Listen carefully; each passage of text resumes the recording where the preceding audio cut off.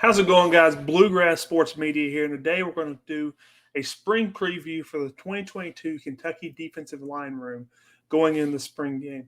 But before we get into the video, if you liked the videos before, we're going to be doing a lot more, or not a lot more, but some more of these videos leading up to the spring game, and I think we may be streaming the spring game.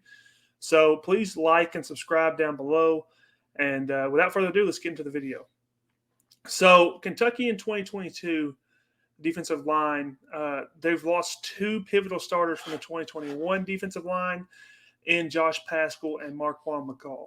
Josh Paschal, probably the best player on Kentucky's defense last year, with 5 sacks and 52 total tackles.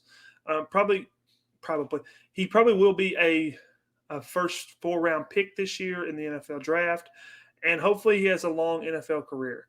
Just a great guy, a great leader on Kentucky's football team last year, and I wish him nothing but the best.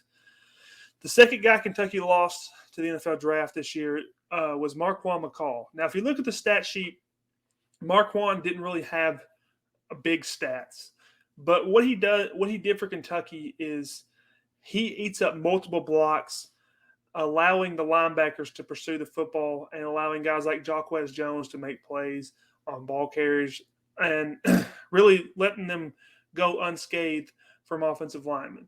So that's pivotal in the defense Kentucky runs, which is a 3-4, and he'll be a big body to replace him.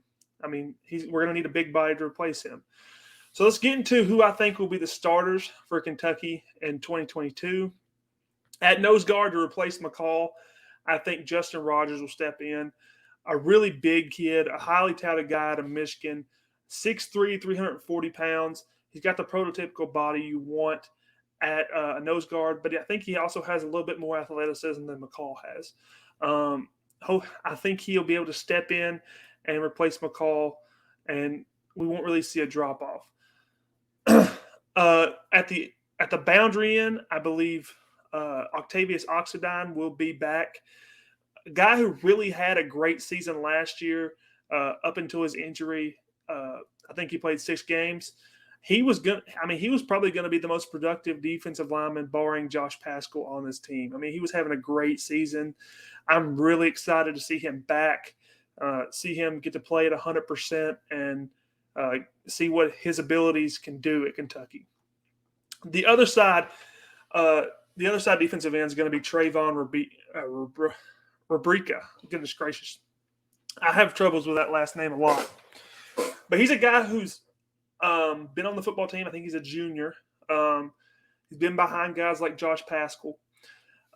A name that's really coming out in the spring as a guy who could be an impact player for Kentucky. A big guy at 6'4", 310. I'm really excited to see how he fits in this role because he's been in the past. This role has been played by Josh Paschal, who's 6'3", 278, so a bigger body guy playing this role. I'm really excited to see how that works. Next up on the list, as far as rotational guys, is Darion Henry-Young. Darion Henry-Young is a guy who was originally committed to Ohio State, ended up transferring to Kentucky from Ohio State. Kentucky was on his list as far as his recruitment, and that's what brought him back to Kentucky. There's been a lot of hype around him in the spring, and I'm really excited to see this guy play. I think he'll definitely be a guy in the rotation, and he could challenge Trayvon Rubrica for that starting spot day one if he has a really good spring. As far as a backup for Octavius Oxidine, Khalil Sanders, a 6'5", 270-pound sophomore. He did have some playing time last year. He played significant minutes as a true freshman, and you can never replace experience in the SEC. I'm excited to see. I think he'll definitely be in the rotation this year. The backup nose guard as a guy who's going to come in relief for Justin Rogers is Josiah Hayes, a guy who also has a lot of experience in the SEC. 13 games he played in last year. Actually got the start against Vandy Experience, guys. Experience. I just keep saying it. Experience in the SEC is what we need, especially losing two guys like Josh Pascal and Mccall from this defensive line group. So I think Josiah Hayes and Justin Rogers will be able to kind of rotate in and out and allow themselves to keep fresh. I think this will be the rotation.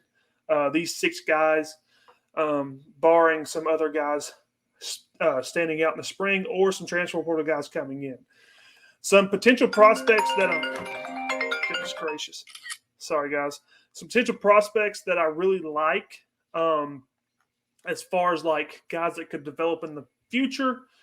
Sam Anali is a guy who, from last year's class, came in from Florida, 6'4", 275. I think he could crack the rotation this year. He's got a similar body type to a Josh Pascal. That's why I think he can crack the rotation, give them kind of like that pass rusher down, or pass rusher guy off the edge in like third and long. Because if you think about it, our defensive line is going to average about 315 if the guys I believe are going to start. So on third and long, I think they're going to have some pass rush guys that come in and play. So I think he could definitely be one of those. Dion Walker, a true freshman coming in. I really like this kid. I think he has, a ton of potential just because of his huge frame. He is 6'6", 350. You stand him beside Keontae Goodwin, and they look like they're going to scare you getting off the bus. These guys, especially with a guy like I talked about before, Mccall, he's a guy that could definitely fit in that frame. He's probably bigger than Mccall right now, just being 6'6". Guy I'm really excited about. Please leave me some comments down below and tell me if I missed anyone or if you guys think I should have included anyone else in this video. But I really appreciate it, guys, and have a good day.